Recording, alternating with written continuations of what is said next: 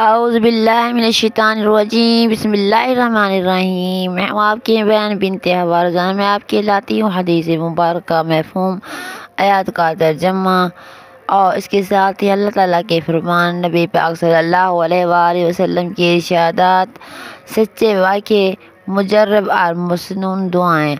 آپ نے میری ویڈیو کو فل واچ کرے، میرے چینل کو سبسکرائب، لائک اور شیئر کریں۔ جو میں روزانہ آپ سے گزارش کرتی ہوں، جو بہن شیئر اور سبسکرائب لائک کر چکے ہیں، میں ان کا تہہ دل سے شکریہ ادا کرتی ہوں اور یہی کہوں گی آگے زیادہ سے زیادہ شیئر کریں تاکہ میری ویڈیو یوں ہی چلتی رہے اور مجھے اس کا صلہ ملے اور اللہ تعالیٰ آپ کو بھی اس کا جزائے خیر دے۔ آمین ثم آمین یا رب العالمین۔ ہم جو روزانہ اللہ تعالیٰ کے ہاں دعا کرتے ہیں وہ دعا کریں گے: اے اللہ پاک، اے رب العالمین، اے محمد مصطفیٰ کے اللہ، تو رحمان، تو رحیم، ذوالجلال والاکرام، بخش دے میرا مالک، بخش دے، بخش دے۔ ہر مسلمان کی جائز حاجات کو پورا کر دے، جو بیمار ہیں ان کو شفاء کاملہ عطا کر، اور جو انتقال کر گئے ان کو جنت الفردوس میں اعلیٰ مقام عطا کر، جو حیات ہیں ان کو لمبی زندگی دے۔ اے میرے رب العالمین، جن کے ہاں رزق ہے ان کی رزق کی فراوانی کر، حرام رزق سے دور کر، حلال رزق کی فراوانی کر۔ جن کے ہاں اولاد ہے انہیں لمبی زندگی دے، جن کے ہاں اولاد نہیں ہے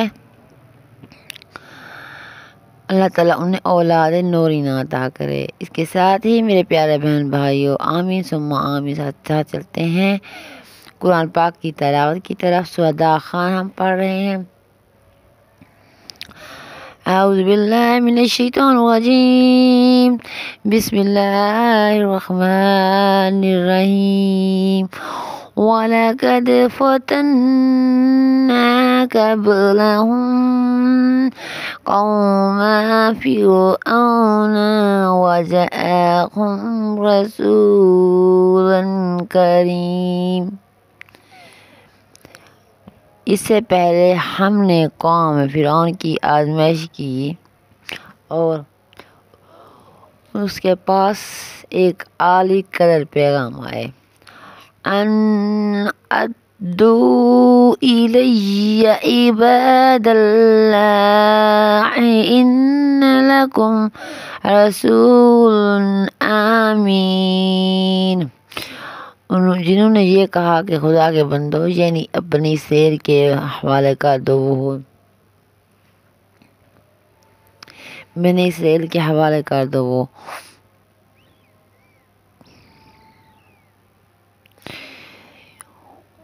وَإِنِّي عُذْتُ بِرَبِّي وَرَبِّكُمْ أَن تُرْجَمُونَ۔ میں تمہارے پاس کھلی دلیل لے کر آیا ہوں اور اس سے بات سے کہ تم مجھے سنگسار کرو، اپنے اور تمہارے پروردگار کی پناہ مانگتا ہوں۔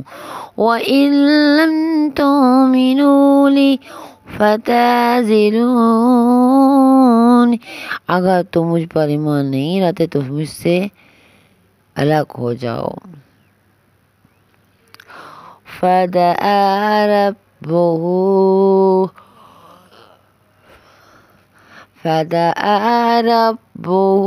أَنَّ هَٰؤُلَاءِ قَوْمٌ مُجْرِمِينَ۔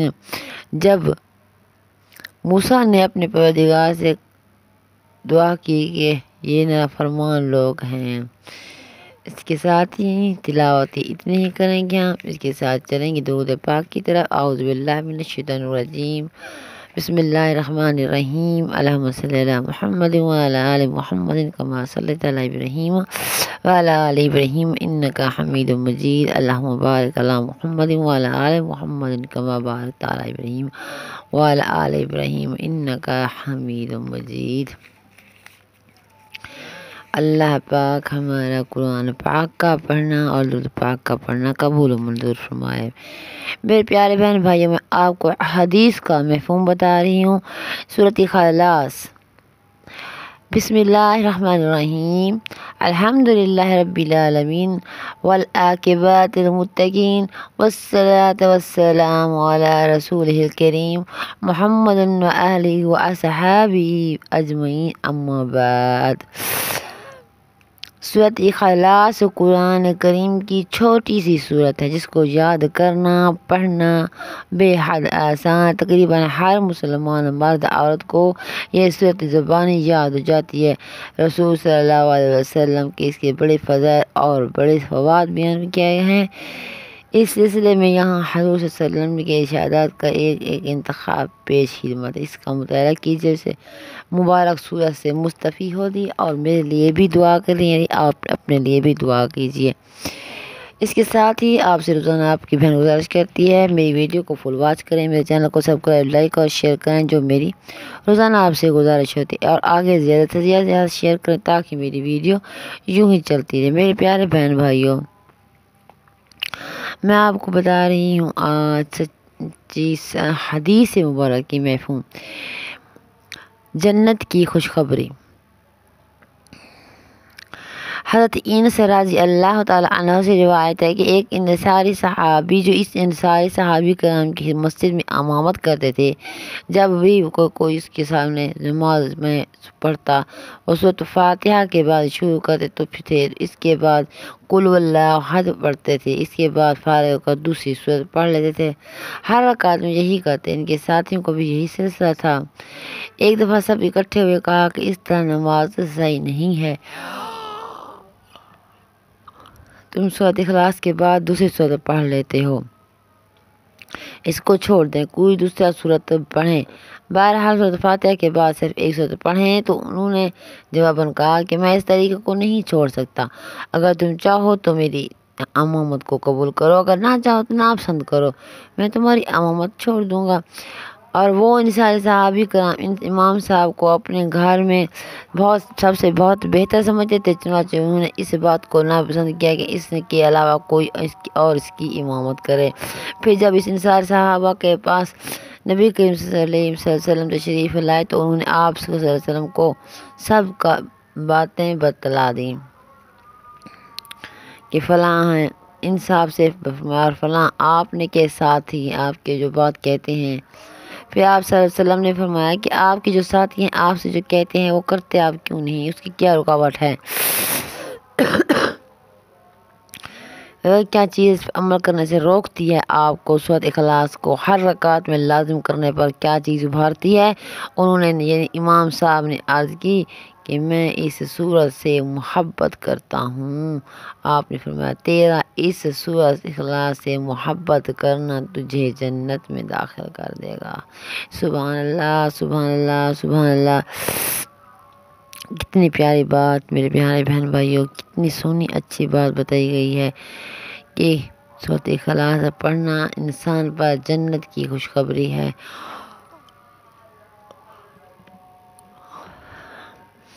آپ سے میں یہی گزارش کرتی ہوں روزانہ آپ نے صرف اپنا ٹائم لگائیں ذکر اللہ میں، قرآن پاک میں، درود شریف میں، اور جب اکٹھے ہو کر بیٹھ جائیں تو بس صرف اللہ تعالیٰ کی باتیں اور باتیں بھی کریں، اور اکٹھے ہو کر اس محفل میں اللہ کی باتیں بھی کر لیا کریں، کیونکہ جس محفل میں اللہ کا ذکر کیا جائے، اللہ کو دیکھے بغیر، تو وہ محفل بھی معتبر ہو جاتی ہے۔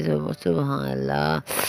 میرے پیارے مسلمان بہن بھائیوں جو یوٹیوب پر مجھے دیکھ رہے ہیں، صرف استغفر اللہ سے پوری دنیا مل جاتی ہے، صرف استغفر اللہ سے گھر کی رونق آ جاتی ہے، صرف استغفر اللہ سے ماں باپ راضی ہو جاتے ہیں، صرف استغفر اللہ سے سب سے بڑی